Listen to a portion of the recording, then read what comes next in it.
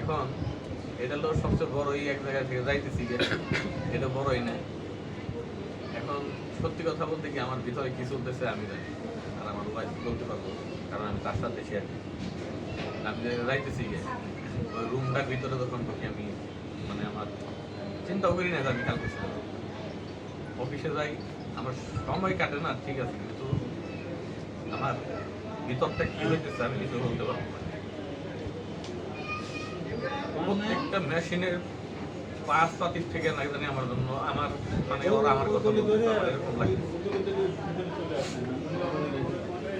আমি যতটুকু করছি আসলে আমার একটা সবচেয়ে বড় দোষ, সেটা হচ্ছে কি আমি সাদা সাদা কালো কালো বলার চেষ্টা করছি।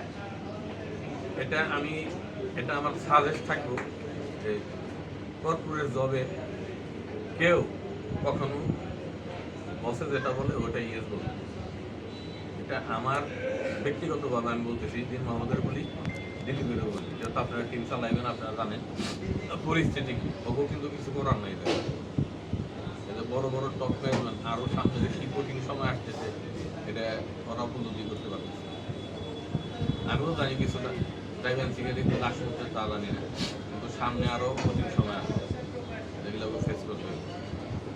এটা আমরা অনেকের অনেকভাবে দোষারোপ করতে পারি যে দিন মোহাম্মদ আমার কথা বললো না, দিলীপ আমার কথা বললো না।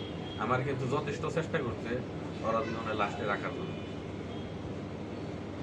এটা আমি ওদেরকে মানে আমি ধন্যবাদ জানাই, আমাকে রাখার জন্য অনেক চেষ্টা করছে, ওরা দুজনে চেষ্টা করছে। আমার বছরে যা বলার তাই হোক, আমি যে কোনো কারণেই হোক আমি এখন ভালোভাবে একটা বিদায় নিতে পারতেছি। আমি তো বললাম আমি খুবই এক্সাইটেড যে আপনারা আমার জন্য এত কিছু এতটুকু আয়োজন করছেন।